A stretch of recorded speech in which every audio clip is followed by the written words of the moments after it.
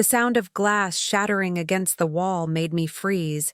I never thought changing a simple password would destroy my family. My son's face twisted with rage as he screamed words I never imagined hearing from him. "You've always been like this, controlling, paranoid, never trusting anyone." Behind him, my daughter-in-law smiled. That thin, calculating smile that told me everything I needed to know. This was exactly what she wanted. I stood there, paralyzed, as 40 years of motherhood shattered around me like that glass. The living room where we'd celebrated every Christmas, every birthday, suddenly felt foreign, hostile territory where I was the enemy, and all because I changed the password to my bank account. You might think I'm exaggerating. That's what my sister said when I called her, hands still trembling after they stormed out. "Margaret, it's just a password," she sighed through the phone. But she wasn't there. She didn't see the rage in my son's eyes, rage I'd never witnessed before. She didn't notice how my daughter-in-law had been slowly taking control of everything for months. It started small, as these things always do. Emily offering to help with my online banking after Frank passed away last year. "You shouldn't have to worry about this, especially now," she'd said, her voice dripping with concern while her eyes calculated. I was still lost in grief then, still waking up reaching for my husband's hand across empty sheets. So I let her in. I gave her the password, temporary access that somehow became permanent. I didn't notice the small withdrawals at first. 200 here, 300 there, always with some explanation ready when I'd question it. "Oh, that was for the plumber who fixed your sink, remember?" Or, "That was to renew your subscriptions." Sometimes I did remember, sometimes I didn't. Grief clouds your memory. But after 9 months, the fog started to lift, and I began to see the pattern. $5,000 gone. Then another 3,000. Transfers to accounts I didn't recognize. When I finally confronted her, she had the perfect explanation. "We're saving it for you for when you need care." Care I didn't need yet. Money I hadn't authorized anyone to save for me. That night I changed my password. One small act of reclaiming what was mine. I thought it would be simple, private, just between me and my bank account. I was wrong. It was late when my phone rang. Michael's name lighting up my screen. My son, calling at 11 p.m. Something was wrong. "Mom, what did you do?" His voice was cold. No greeting, no warmth. "What do you mean?" But I already knew. "Emily can't access your account. She was trying to pay your property taxes." Property taxes I had already paid 2 weeks earlier. Property taxes Emily had no business helping with. But I didn't say that. Instead, I said, "I decided to handle my finances myself again." The silence on the other end was deafening. Then, "We'll be over tomorrow morning." That "we" felt like a knife. There was no longer Michael, my son. There was only we, Michael and Emily, united against his paranoid, difficult mother. I barely slept that night. Memories flooded back. Michael as a little boy, running to me with skinned knees. Michael graduating college, waving at me from the stage. Michael on his wedding day, whispering, "I'll always be your son first." Lies. All lies. Or maybe truths that had expired without my noticing. The next morning, they arrived precisely at 9. Emily's face was a perfect mask of concern. Michael wouldn't look at me directly. They sat across from me at the kitchen table. The same table where I'd fed my son thousands of meals, where I'd helped with homework, where we'd played board games on rainy Sundays. "Mom," Michael started, his voice eerily calm, "we need to talk about your behavior lately." My behavior? As if I were the child. "You've been forgetful. Making decisions without consulting us. We're worried." Each word felt like an accusation. Each "we," a reminder that I was now the outsider. I took a deep breath and spoke the words that would ignite the explosion. It's my money, Michael. Money your father and I saved. I don't need to consult anyone about it. Emily's mask slipped, just for a moment, but I saw it. The flash of anger quickly concealed. That's when I knew. This had never been about helping me. It was too late now. The battle lines were drawn. Before the password incident, we were what others would call a close family. Not perfect, no family is, but solid. After Frank died, Michael started visiting more often. Sometimes with Emily, sometimes alone. Those alone visits were precious to me. My son would sit in his father's old armchair, looking so much like Frank that sometimes my heart would stutter. We'd talk about ordinary things. His work at the architectural firm, neighborhood gossip, memories of Frank. Emily started joining him more frequently as months passed. She'd bring groceries I didn't ask for, rearrange my kitchen cabinets without permission, throw away Frank's old magazines that I'd kept. Just helping you declutter, she'd say when I noticed something missing. Small intrusions that I excused because she was family, because Michael loved her, because I was trying to be the understanding mother-in-law I never had myself. You're lucky Emily is so hands-on, my neighbor Judith told me over coffee one afternoon. My son's wife won't even bring the grandkids over unless it's a major holiday. I nodded and smiled, swallowing the complaints that threatened to spill out. Hands-on. Yes, that was one way to describe it. The first time Emily offered to help with my finances was 3 months after the funeral. I was staring at a stack of bills, Frank's life insurance paperwork, bank statements, all of it blurring before my tear-filled eyes. "Let me help you organize this," she said, sweeping everything into neat piles before I could respond. "Frank wouldn't want you stressing over paperwork." She said his name so casually, as if she'd known him for decades rather than the 5 years since she'd married Michael. But I was too exhausted to correct her, too grateful for any help to question her motives. That weekend, she brought her laptop over. "We'll set you up with online banking," she announced. "It'll make everything so much easier." I watched as her fingers flew across the keyboard, setting up accounts, creating passwords, explaining everything too quickly for me to follow. "Don't worry about remembering all this," she assured me. "I'll handle it." I was a retired elementary school teacher. I'd taught computer basics to 8-year-olds. I wasn't incapable of learning online banking. But somehow, in my grief, I let her narrative stand, that I was too old, too technologically challenged, too fragile to manage without her help. Michael beamed at her from across the room. "Isn't she amazing, Mom?" His pride in her efficiency made me swallow my objections. This was making him happy, seeing his wife take care of his mother. How could I ruin that? That night after they left, I found a neatly typed document on my kitchen table. Financial Management Plan for Margaret. It outlined how my pension, Frank's life insurance, and our savings would be managed. The document ended with, "All major purchases and investment changes will be consulted on with Michael and Emily to ensure optimal financial health." I read it twice, something cold settling in my stomach. I hadn't asked for a financial management plan, hadn't agreed to consulting my son and his wife on my spending. But when Michael called the next day to ask if I'd read Emily's helpful guide, I heard myself saying, "Yes, it's very thorough, thank you." The avaricious way she eyed Frank's antique watch collection during their next visit should have been my second warning. "These must be worth something," she mused, picking up his prized Omega. "Probably sitting here collecting dust."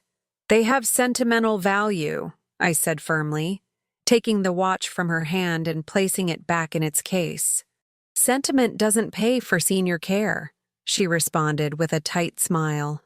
Senior care. I was 68, still drove myself everywhere, volunteered at the library twice a week, and took daily walks around the neighborhood. But in Emily's narrative, I was already 1 foot in the nursing home. After they left that day, I counted the watches. One was missing, the vintage Rolex Frank's father had given him. When I called Michael to ask about it, there was a long pause before he said, "Dad promised it to me years ago, Mom. Emily just reminded me to take it last time. Don't you remember him saying that?" I didn't remember because Frank had never said it. But now I was not just elderly in their eyes. I was forgetful too, unreliable. In the months that followed, more things disappeared. Small items at first, then larger ones. When questioned, there was always an explanation that made me sound confused or mistaken. It was the perfect setup.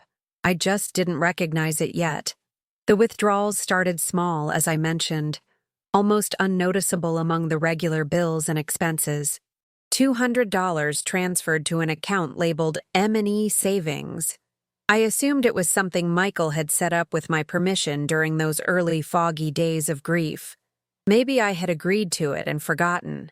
But as winter turned to spring, the withdrawals grew. 300, 500. Always on days when I was busy. At my doctor's appointments, during my book club meetings, when I visited my sister in Cleveland, as if someone knew my schedule. One Tuesday morning, I sat at my kitchen table with my reading glasses perched on my nose, methodically going through 3 months of bank statements. Cup of coffee growing cold beside me. Frank's picture watching from the sideboard. I made a list of every unexplained withdrawal. The total made me gasp.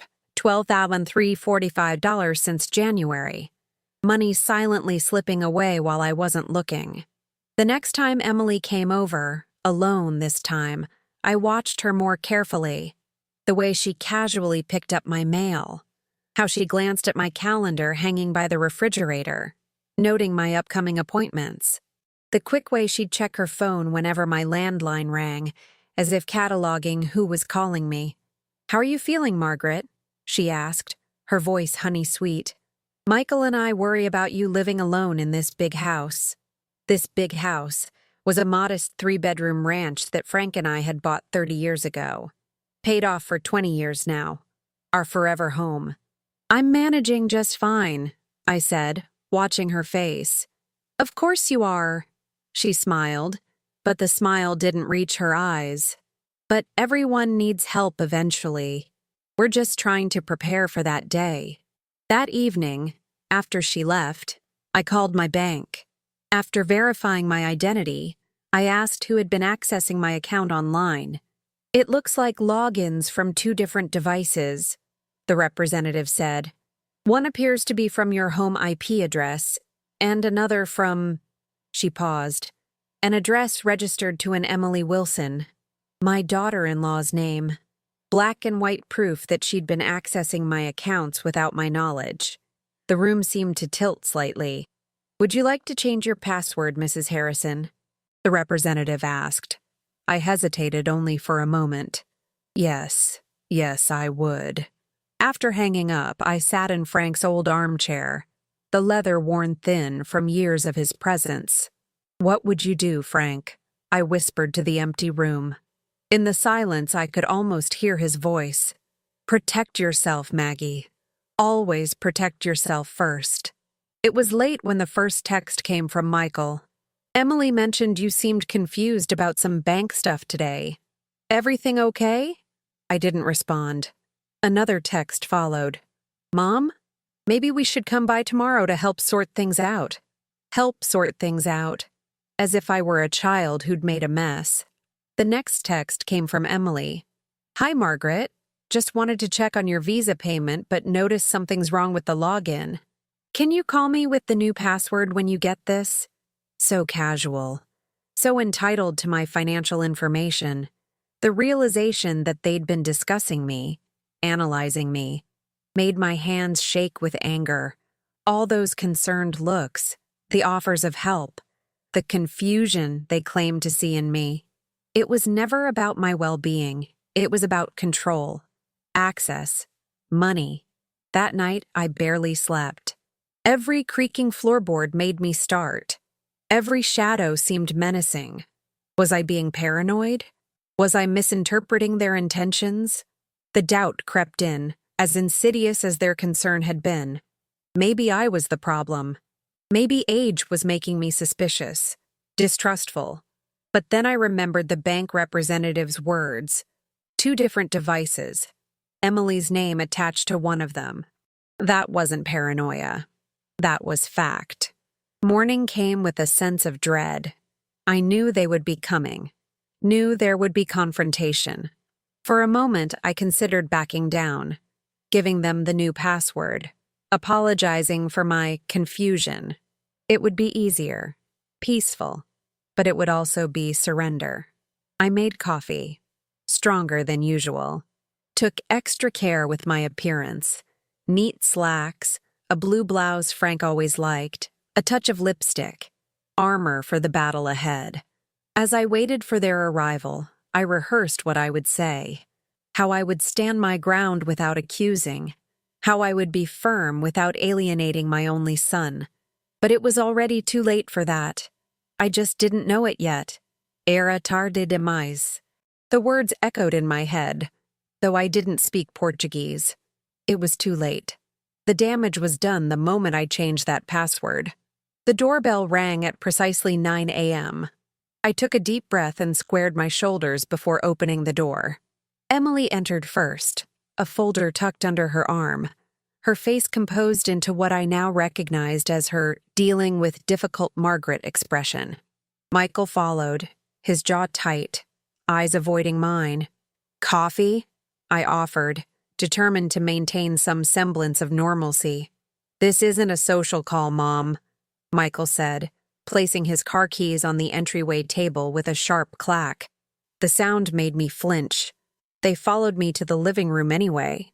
Emily positioned herself in Frank's armchair, a choice that felt deliberately provocative, while Michael remained standing, arms crossed. "We need to talk about what happened yesterday," Emily began, opening her folder to reveal printouts of what looked like bank statements. My bank statements. "You changed your online banking password without telling us." The "yes" struck me like a physical blow. Since when were my banking passwords communal property? "Yes," I said simply, refusing to apologize. "Why would you do that?" Michael finally looked at me directly, his expression a mixture of frustration and something else. "Fear? We've been managing your finances for months. Everything was working fine." "Was it?" I kept my voice steady. "Because I've noticed several large withdrawals that I never authorized." Emily's posture stiffened, but her face remained perfectly composed. "Margaret, we've been over this. Those transfers were for your property taxes and home insurance. Remember? We discussed this at Easter. We had discussed no such thing at Easter. The gaslighting was so blatant it almost made me laugh. "I paid my property taxes 2 weeks ago," I said. "Directly. And my home insurance isn't due until September." Michael ran a hand through his hair, a gesture so like his father it made my heart ache. "Mom, this is exactly why we've been worried. You're getting confused about what bills are paid when. Emily has been keeping track of everything to make sure nothing falls through the cracks." "I'm not confused, Michael." I pulled out my own folder, the one containing my meticulous notes of every unexplained withdrawal, with dates and amounts highlighted. $12,000 has left my account over the past 4 months, transferred to an account I know nothing about. Emily leaned forward, her voice dropping to that patient tone one uses with difficult children or senile elders. "That's the emergency care fund we set up for you, for when you need assistance. We explained this." They hadn't explained anything, but the lie was delivered with such conviction that for a moment I doubted myself. Had they told me? Had I forgotten? No. I would remember something that significant. This was exactly what they wanted, to make me doubt my own mind. "I never agreed to that," I said firmly. Michael exchanged a look with Emily before sitting down heavily on the sofa. "Mom, I think we need to have a difficult conversation about your memory. Dr. Collins mentioned during your last physical that early signs of cognitive—" "Stop." My voice was sharper than I intended. I saw Dr. Collins 3 weeks ago for a routine checkup. My cognitive function is perfectly normal. You can call his office if you don't believe me. Another exchanged look between them. Emily's hand moved to rest on Michael's arm, a gesture of support against the enemy. Me. We're just concerned, Emily said softly. You've been so different since Frank passed. More suspicious, more accusatory, more protective of my finances, I corrected. And with good reason, apparently. Michael stood abruptly. This is ridiculous. We're trying to help you, and you're treating us like criminals. I never said, you didn't have to. His voice rose. It's written all over your face. You've never liked Emily, never thought she was good enough. And now you're accusing her of, what exactly? Stealing from you? The room fell silent. The accusation hung in the air, unspoken by me, but now voiced by my son. Emily's eyes glistened with perfectly timed tears. Michael, she said, her voice trembling. Let's just go. We can talk about this when your mother is feeling more herself. He nodded stiffly, already moving toward the door. I remained seated, something cold and heavy settling in my chest.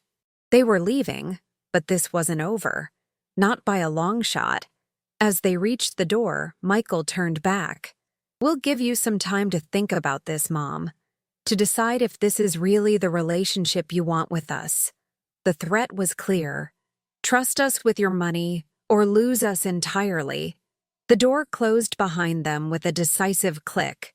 I sat alone in the sudden silence of my living room, the morning sun casting long shadows across the carpet.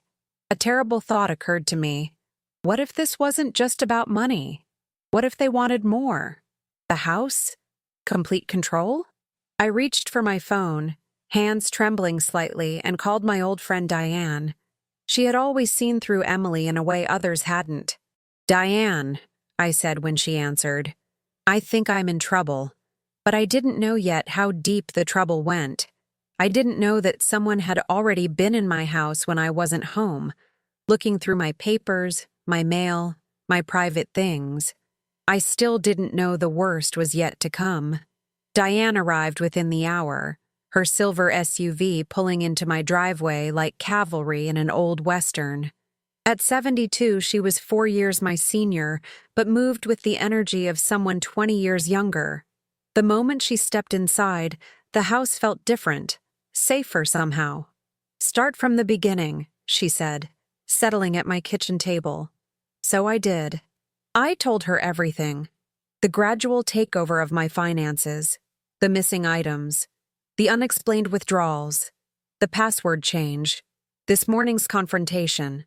She listened without interrupting, her lined face growing increasingly troubled.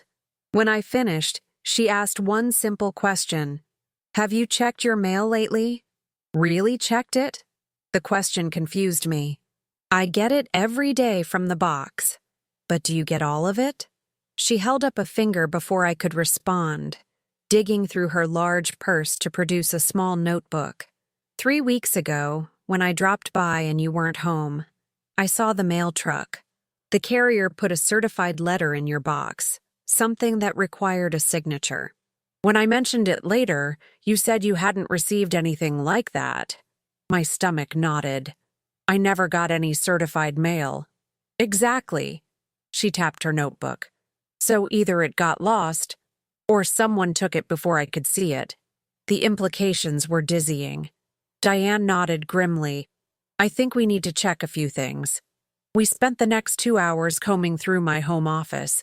I pulled out bank statements, insurance policies, property tax records, everything financial.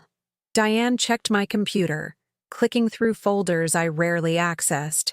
Margaret, she said finally, her voice strange. When did you last update your will? After Frank died. I simplified everything. Left the house and most assets to Michael, with some specific bequests to my sister and her kids. I frowned. Why? She turned the computer screen toward me. This isn't the will I witnessed for you. On screen was a document that looked like my will but contained significant differences. The house was still left to Michael, but with a provision that it could be sold during my lifetime if 3 doctors certified I needed nursing care. My bank accounts would transfer to a trust managed by Michael and Emily if I was deemed mentally incapacitated, with the determination made by a single doctor of their choosing. "I never wrote this," I whispered, horror washing over me. "This isn't my will." "No," Diane agreed grimly, "but it's a very convincing forgery. Look at the signature. It was mine, or close enough. And the witnesses? Names I didn't recognize. They're trying to take everything," I said, my voice hollow, "while I'm still alive. And they almost succeeded." Diane squeezed my hand. "But you changed that password. You interrupted their plan." Just then, my phone rang. Michael's number flashing on the screen. I answered on speaker. "Mom, we've been thinking about our conversation," he began, his voice conciliatory. "We overreacted. Why don't you come to dinner tonight? Emily's making your favorite pot roast. We can talk calmly about everything." Diane's warning look was unnecessary. The sudden change in tactics was transparent. "I'm not feeling well," I lied. "Maybe another time." A pause. "Are you okay? Do you need us to come over?" "No." The word came out too forcefully. I moderated my tone. "No, I'm just tired. I'll call tomorrow." After hanging up, Diane and I formulated a plan. First, a visit to my bank in person to secure my accounts. Then my lawyer, not the one who had supposedly witnessed this fake will, but a new one Diane recommended. Finally, a locksmith to change every lock in the house. As evening fell, we'd accomplished everything on our list. New passwords, new locks. A meeting scheduled with a respected elder law attorney. I felt simultaneously empowered and devastated. My own son, my own flesh and blood. Diane offered to stay the night, but I refused. I needed to be alone with my thoughts, to process the magnitude of what had happened, what had almost happened. After she left, I sat in the growing darkness of my living room, surrounded by photos of happier times. Michael's graduation, his wedding day, family Christmases and summer barbecues. Had it all been leading to this? Or had Emily changed him so gradually that he couldn't see what he was becoming? The clock on the mantel chimed 9 when I heard it, the sound of a key in my newly changed front door lock, metal scraping against metal as someone tried to enter my home. Then silence, then the doorbell. I didn't answer. My phone lit up with Michael's call. I let it ring. A text followed. "Mom, did you change the locks? We're outside. Let us in. We're worried about you." We. Always we. Another text, this time from Emily. "Margaret, this behavior is concerning. We may need to call for a wellness check if you don't respond." The threat was thinly veiled. A wellness check could be the first step toward having me declared incompetent. I texted back one word, "Good night." Then I turned off my phone, double-checked every lock, and retreated to my bedroom. Sleep would not come easily, but morning would. And with it, the next battle in a war I never wanted to fight. Against my own son. Era tarde de mai. It was too late to pretend this wasn't happening. Dawn broke with the shrill ring of my landline. I'd slept fitfully, waking at every creak and settling of the old house. The caller ID showed my sister Helen's number. "Maggie?" Her voice was tight with worry. "Michael called me last night. He says you're having some kind of breakdown, that you've changed your locks and are refusing to speak to him." Of course he had called her. The next phase of their plan? Rally the family against the paranoid old woman. "I'm fine, Helen," I said, keeping my voice steady. "But we need to talk. Can you come over? Please don't tell Michael." She arrived 2 hours later, confusion etched across her face. We sat in the sunroom where Frank used to read his Sunday papers, morning light streaming through the windows. I showed her everything: the bank statements, the mysterious withdrawals, the forged will, the records of the new locks and legal appointments. "Jesus Christ, Maggie," she whispered when I finished. "Are you sure about this? This is Michael we're talking about. Your Michael. My Michael. The boy who'd brought me dandelion bouquets. The teenager who'd helped me learn computer basics for my classroom. The man who'd held my hand at his father's funeral and promised to always be there for me. I wish I wasn't sure," I said, my voice breaking for the first time since this all began. "But the evidence is right here." Helen studied the documents again, her initial skepticism fading as she cross-checked dates and figures. "What are you going to do?" "Fight," I said simply. "Not just for my money or this house, for my dignity, for the truth." She nodded slowly. "I'm with you. What do you need?" "Help me find something first," I replied, leading her to Frank's study. The room was largely untouched since his death. His books still lined the shelves, his reading glasses still perched on the desk as if he'd just stepped out for a moment. I moved to the closet and pulled out a small fireproof safe. Frank always kept backups, I explained as I dialed the combination, of everything important. Inside were folders of duplicate documents, birth certificates, marriage license, property deeds, and a small recorder. Frank had been old-fashioned about certain things, preferring analog to digital when it came to his most private thoughts. He recorded trust amendments, thoughts about estate planning, said it was easier than writing everything down. I held up the device. "If there's any record of him wanting to change our will or give Michael control of our finances, it would be here." We spent the morning listening to Frank's voice, a surreal experience that brought both comfort and fresh grief. There were dozens of recordings spanning several years, each carefully labeled with dates. None contained any mention of changing our will to give Michael and Emily control. What we did find, on a recording from just 2 months before his death, was far more disturbing. "Had another strange conversation with Emily today." Frank's voice crackled from the small speaker. "She was asking about the equity in the house, our investments, specific questions about my life insurance policy. When I changed the subject, she mentioned how burdensome large homes can be for elderly people living alone. Maggie, if you're listening to this someday, watch that one. There's something not right there." Helen's face had gone pale. "He knew. He suspected," I corrected. "But he died before he could do anything about it." The recording continued. "I've moved some money into a separate account, just a precaution. Details are in the envelope marked fishing trip in my bottom desk drawer. Only you would know what that means, Maggie." I stared at Helen. "The fishing trip to Minnesota. Our first vacation after Michael was born. Frank caught that enormous northern pike. We practically ran to the desk."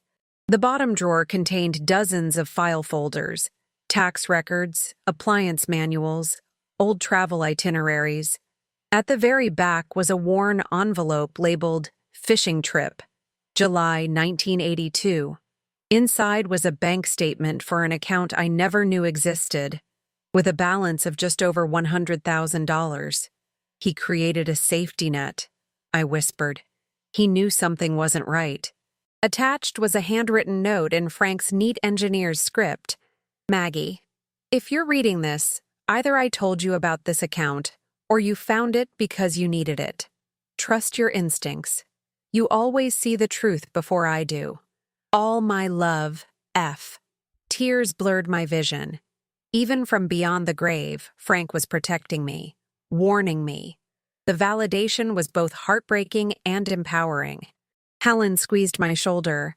"What now?" Before I could answer, my phone buzzed with a text from Diane.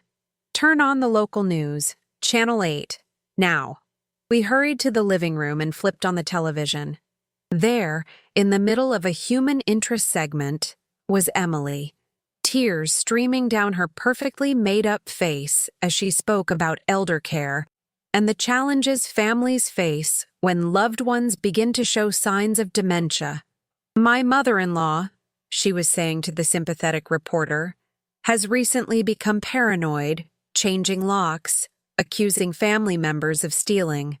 It's the most heartbreaking thing to witness someone you love slip away like this. My blood ran cold. This wasn't just about money anymore. This was character assassination, public groundwork for having me declared incompetent. The battle had just escalated beyond anything I could have imagined. "She's unbelievable," Helen hissed at the television, where Emily was now dabbing at her eyes with a tissue. "Absolutely unbelievable." I watched in horrified silence as my daughter-in-law continued her performance. "We're just trying to protect her assets," she told the reporter, her voice catching on practiced sobs. "She's making financial decisions that put her future security at risk. It's so hard watching someone you love become a different person." The segment ended with the reporter providing resources for families dealing with elderly loved ones facing cognitive decline, and a teaser for a follow-up story featuring medical experts discussing early intervention options. I turned off the TV, my hands shaking so badly I dropped the remote. The public humiliation was almost too much to bear. Neighbors, friends from church, my former colleagues, all would have seen that broadcast. All would now look at me differently, searching for signs of the dementia Emily had so convincingly described. "This is elder abuse," Helen said firmly, already dialing on her phone. "I'm calling that station right now. They can't just air defamatory—" "Wait!" I placed my hand over hers. "Don't. Maggie, you can't let this stand." "Responding directly plays into their hands," I explained, my mind racing ahead. "It becomes confused elderly woman denies dementia in their narrative. We need to be smarter than that." The doorbell rang, making us both jump. Through the peephole, I saw Diane standing on my porch, clutching a large manila envelope. I let her in quickly. "I saw the news," she said grimly, "but I also got these." She laid out several documents on my coffee table. "Bank records. Your lawyer pulled some strings. Every transfer from your account went to the same destination. A joint account under Michael and Emily's names. Not a care fund. Not a trust. Their personal account." Helen gasped softly beside me. "There's more," Diane continued, pulling out printed emails. "Your lawyer found these when he subpoenaed their financial records. Communications between Emily and a real estate agent from 6 months ago, while Frank was still alive. They were discussing quietly listing this house once it becomes available." The room seemed to tilt beneath me. 6 months ago. Frank was still alive, though his health was failing. They had been planning this before he was even gone. "They wanted everything," I whispered. "The house, the money, everything." "And they nearly got it," Diane confirmed. "The forged will would have given them control once you were declared incompetent, which that news segment was laying groundwork for. If you hadn't changed that password when you did, I'd be in a facility somewhere by now," I finished, the realization hitting me like a physical blow. Stripped of my rights, my home sold, my money gone. Helen stood abruptly. "I'm calling Michael, right now. He needs to explain himself." "He won't," I said dully. "He's too far gone in this." But Helen was already dialing, putting the call on speaker. Michael answered on the second ring, his voice wary. "Aunt Helen, is everything okay?" "No, Michael. Everything is not okay," Helen snapped. "I'm with your mother right now. We've seen Emily's little performance on the news. We know about the money transfers, the forged will, the real estate inquiries. How could you do this to your own mother?" A long silence followed. When Michael spoke again, his voice had changed, hardened. "You don't understand anything. Mom needs help. She's not capable of managing on her own anymore. That's not for you to decide," I interjected, finding my voice at last. "Mom, His tone softened artificially.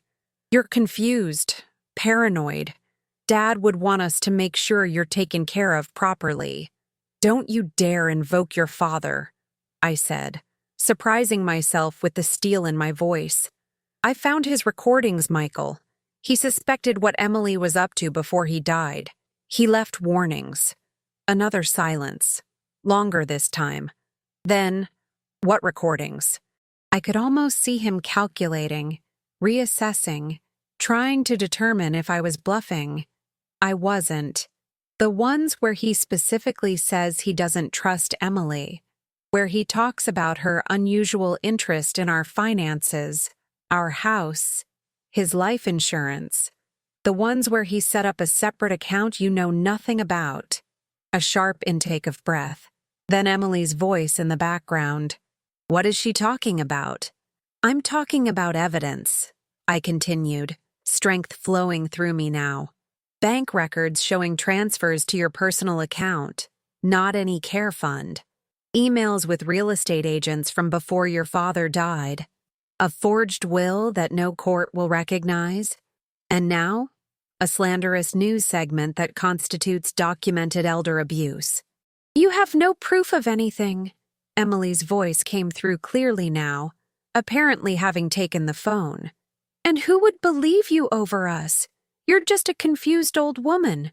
The naked contempt in her voice was shocking in its intensity.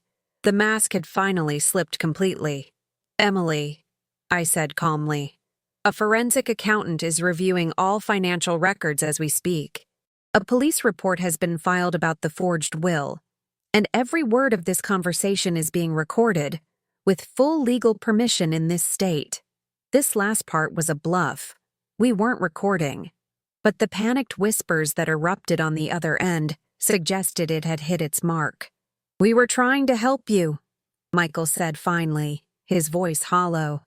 "No," I replied softly. "You were trying to take everything from me, and you almost succeeded." Michael and Emily arrived at my house 20 minutes later. Not to apologize, as I had foolishly hoped for one brief, irrational moment, but to continue their offensive. Emily remained in the car, but Michael stormed up to the porch where Helen, Diane, and I waited for him. "I want those recordings," he demanded without preamble. "Dad's recordings. Now." "Hello to you too, son," I said quietly. He flinched at the word son, as if it burned him somehow. "Those are private family materials. You have no right to share them with outsiders." He gestured dismissively toward Diane. "Diane is more family to me right now than you are," I replied, the truth of it landing like a physical blow to my chest. "And those recordings aren't going anywhere." Michael's face contorted with something between rage and panic. "You don't understand what you're doing. If you go forward with these accusations, there's no coming back, no fixing our relationship. An ultimatum. Choose between justice and my son." The cruelty of it stole my breath. Helen stepped forward. "Michael, this has gone far enough. Your mother has evidence of financial exploitation, attempted fraud. If you come clean now, help her recover the money, destroy that forged will." "There is no forged will," he shouted, spittle flying from his lips. "Mom is confused, imagining things. Dad would be devastated to see her like this, making up conspiracies against her own family." In the driveway, Emily remained in the passenger seat of their SUV, phone pressed to her ear, watching the confrontation with calculated intensity. "Who is Emily calling?" Diane asked sharply. Michael's expression shifted, a flicker of something like triumph crossing his features. "Adult Protective Services. They're sending someone to evaluate Mom's mental state. Today, now." My blood ran cold. This had been their plan all along. Create a public record of my supposed decline through the news segment, then immediately trigger an official evaluation while I appeared agitated and defensive. Perfect timing. "I see," I said, surprising myself with how calm I sounded. "And what makes you think I'll allow this evaluator into my home?" You don't have a choice, Michael replied. If you refuse, it's further evidence of your impaired judgment. Checkmate, his expression seemed to say. The perfect trap. But Michael had forgotten something important about his mother. I taught elementary school for 37 years. I specialized in gifted education, teaching children who thought they were always the smartest ones in the room. I knew how to handle unearned confidence. Come inside, Michael, I said, turning toward my front door. Let's wait for them together. Confusion flickered across his face, but he followed me, Helen, and Diane into the living room. While Helen engaged him in tense conversation, I slipped into the kitchen and texted my new lawyer. APS coming for evaluation. Need immediate assistance. His response was instant. Evaluator cannot proceed without me present. On my way. Stall. I returned to the living room where Michael was pacing, checking his watch repeatedly. They should be here by now, he muttered. While we wait, I said pleasantly, perhaps you'd like to explain where my money is. His head snapped up. What? The $12,000 transferred from my account to yours. Not to any care fund, not to any trust, to your personal account. Where is it? Michael's face flushed. That was temporary. For safekeeping. Safekeeping? I repeated. And the inquiries about selling my house while your father was still alive? Was that for safekeeping too? You're twisting everything. He ran his hands through his hair. That gesture so like Frank's it made my heart ache despite everything. Emily was just exploring options, planning for the future. A future where I have no say in my own life, I finished for him. No control over my own home, my own money. The doorbell rang before he could respond. Michael moved toward it, but Helen blocked his path. It's not your house, Michael. You don't answer the door here. I opened the door to find two people standing on my porch. A professional-looking woman with a clipboard who introduced herself as from Adult Protective Services, and my lawyer, Mr. Stevenson, who had apparently arrived at the perfect moment. Mrs. Harrison, the woman began, we've received a report of potential self-neglect and financial vulnerability. I'm here to... You'll need to conduct any evaluation with me present. Mr. Stevenson interrupted smoothly, presenting his business card. I'm Mrs. Harrison's attorney. Furthermore, we've already filed reports with both the police and the district attorney regarding attempted financial exploitation by the parties who contacted you. The woman blinked, clearly not expecting this development. I see. Perhaps we should reschedule this evaluation until we have more information. That would be best, Mr. Stevenson agreed. And I'd appreciate a copy of the report that triggered today's visit. From the living room, Michael appeared, face flushed with anger. This is ridiculous. She doesn't need a lawyer. She needs help. The APS worker looked between us, her professional demeanor faltering slightly at the obvious tension. Sir, are you the reporting party? He is, I confirmed before Michael could speak. Along with his wife, who orchestrated a television news segment this morning, painting me as mentally incompetent. A segment I have recorded and my lawyer has reviewed. Michael's face drained of color. He hadn't expected me to be so prepared, so articulate, so clearly in command of my faculties. The evaluator cleared her throat. I think it's best if I reschedule after reviewing all available information. As she turned to leave, Michael caught her arm. Please, he said, desperation creeping into his voice. She needs evaluation.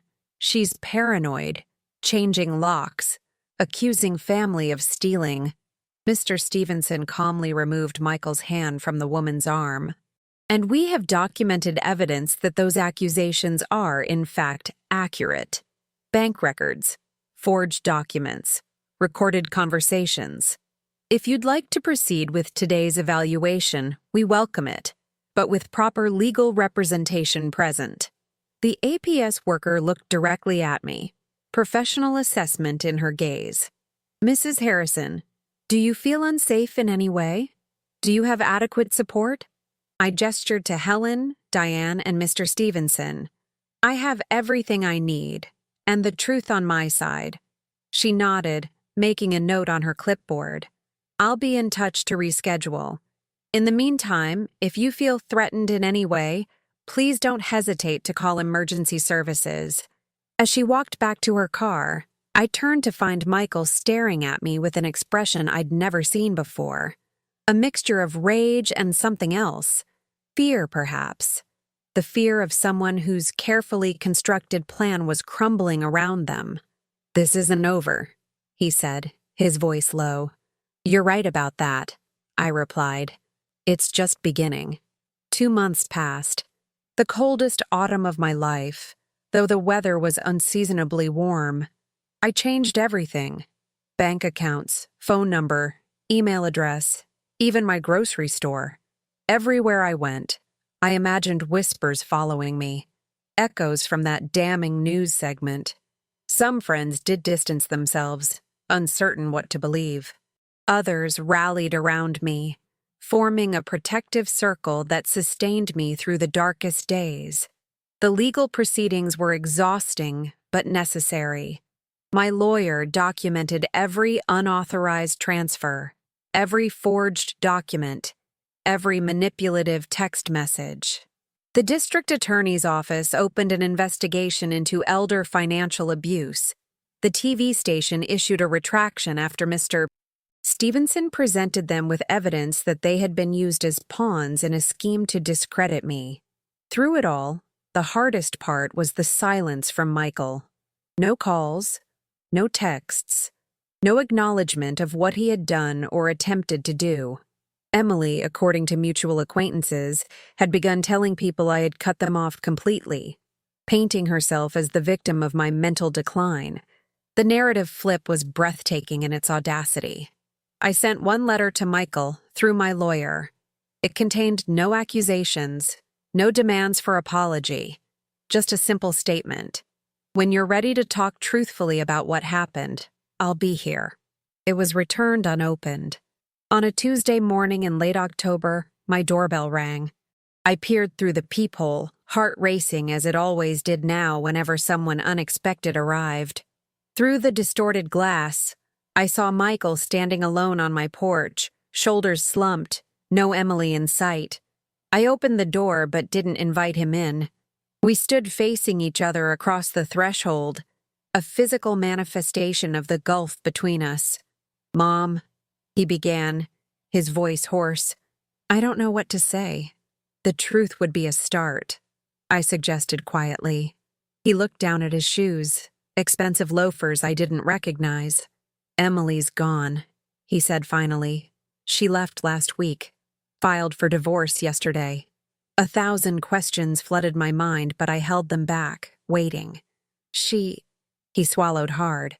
"She had another account I didn't know about. Money missing from our joint savings. When I confronted her, she said I was being paranoid. Just like you." He laughed bitterly. "Sound familiar?" The irony would have been almost comical if it weren't so tragic. I said nothing. "She planned everything," he continued, words tumbling out now. "The will, the transfers, the news segment. She convinced me you were slipping mentally, that we needed to intervene before you gave everything away to scammers or made other bad decisions. I believed her because," his voice cracked, "because it was easier than admitting my wife was the one manipulating the situation. Part of me, the mother who had bandaged his scraped knees and celebrated his triumphs, wanted to gather him in my arms, to tell him everything would be okay. But the woman who had nearly lost everything held back. "Where's my money, Michael?" He flinched at the directness of the question. "Some of it went to our mortgage, some to credit card debt, some—" He hesitated. "Some is just gone. Emily handled most of it." "And you let her," I finished. He nodded, shame evident in every line of his body. "I'll pay it back," he said quickly. "Every penny. I've already spoken to Mr. Stevenson about a repayment plan. And I'll testify if charges are filed against Emily. I absorbed this information slowly. Why are you telling me this now? Because Emily left? Because you got caught in her web too? Would you be here if she hadn't turned on you? His silence was answer enough. I almost lost everything, I said, my voice steady despite the emotion churning beneath. Not just money or this house, my dignity, my autonomy, my place in this community, while you stood by and helped it happen. I know, he whispered. I don't expect forgiveness. Good, because I don't have that to give you. Not yet. The words hurt to say, but they were true. What happened can't be undone with one conversation, Michael. Trust, once broken this completely, doesn't mend overnight. He nodded, eyes glistening with unshed tears. I understand. I needed you to know I'm sorry. More sorry than I've ever been about anything. We stood in silence for a long moment, the autumn breeze stirring fallen leaves around our feet. Two people connected by blood but separated by betrayal. The path forward was uncertain, rocky at best. I should go, he said finally, turning toward his car. I watched him walk away, my heart heavy with grief for what we had lost, for what he had thrown away so carelessly, for the relationship that might never fully recover. Michael, I called when he reached his car. He turned, hope flickering briefly across his face. The money doesn't matter as much as the truth. Remember that. He nodded once before getting into his car and driving away. I closed the door and leaned against it, suddenly exhausted. There would be no easy resolution. No Hollywood ending with tears and embraces and instant forgiveness. Some wounds cut too deep. Some betrayals changed the landscape permanently. I moved to my living room window and watched Michael's car disappear down the street. The future stretched before me, different than I had imagined, but still mine to control. On my own terms, without manipulation or coercion. It was too late for things to ever be as they were before. Era tarde demais, but it wasn't too late to rebuild my life.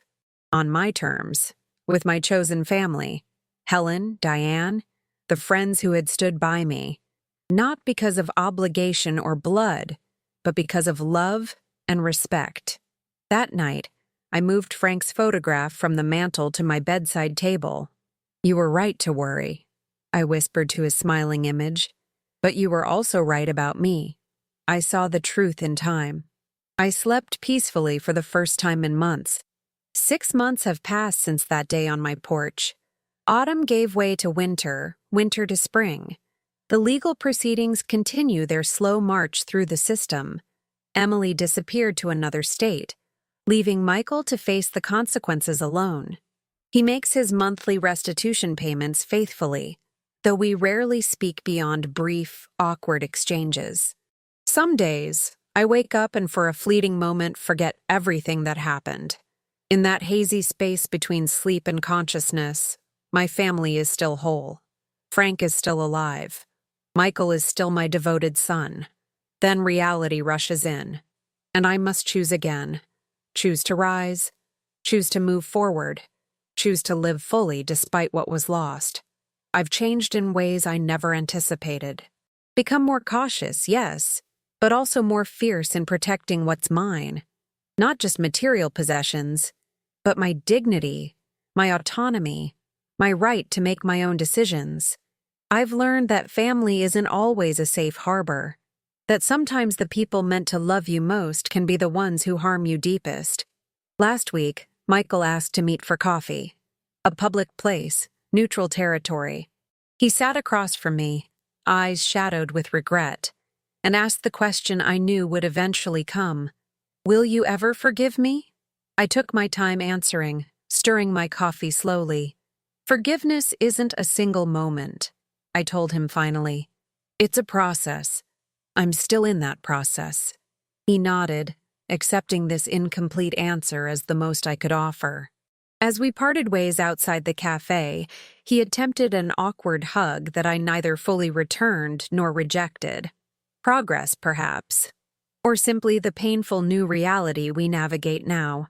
The hardest question, the one that haunts my sleepless nights, isn't about Michael's betrayal or Emily's manipulation. It's more fundamental. How did I not see it sooner? Was my love for my son so blinding that I ignored the warning signs? Was my grief for Frank so consuming that I surrendered my financial independence too easily? These questions have no satisfying answers. Only the harsh truth that trust, once broken at such a fundamental level, leaves permanent fractures. Like a precious vase meticulously glued back together, it may hold water again, but the cracks remain visible, a reminder of its fragility. My story isn't unique. Since that news segment aired and was subsequently retracted, 12 women from my community alone have reached out with similar experiences. Daughters, sons, in-laws who began with helping and ended with controlling. Small boundary violations that escalated to financial exploitation. The shame that kept them silent for too long. We meet monthly now. This unexpected sisterhood born of shared trauma. In a church basement, over coffee and store-bought cookies, we tell our stories, compare legal strategies, share resources, remind each other that we are not crazy, not confused, not imagining things. The relief in their eyes when they realize they're not alone mirrors what I felt when Diane and Helen stood beside me in my darkest hour. Passwords, bank accounts, wills, properties. These aren't just administrative details of life. They are the architecture of our independence, the framework of our security, the very boundaries that define where others' control ends and our autonomy begins. I learned this lesson at 68, paid for it with my relationship with my only child, with my sense of safety in my own home, with countless sleepless nights and anxiety-filled days. Perhaps my story can save someone else from paying that same price. So I ask you now, whoever you are, listening to my story, what boundaries have you let slip away? What small concessions have you made in the name of peace, in the name of making things easier, in the name of trusting family? What passwords have you shared? What financial decisions have you surrendered? And more importantly, what would you do if you discovered those small concessions were leading to something darker? Would you have the courage to change the password? To say no? To stand firm even as those you love accused you of paranoia, confusion, ingratitude? It's easy to believe this couldn't happen to you, that your family is different, that you would see the signs earlier than I did. Perhaps that's true. I hope it is. But if you ever find yourself sitting alone in your home, staring at bank statements that don't make sense, questioning your own memory when confronted with gaslighting, remember my story. Remember that changing that password was the first step toward reclaiming my life. The smallest action can interrupt the most elaborate scheme. The simplest boundary can be your strongest protection. I lost a son but saved myself. It was a price I never wanted to pay, but I would pay it again if forced to choose.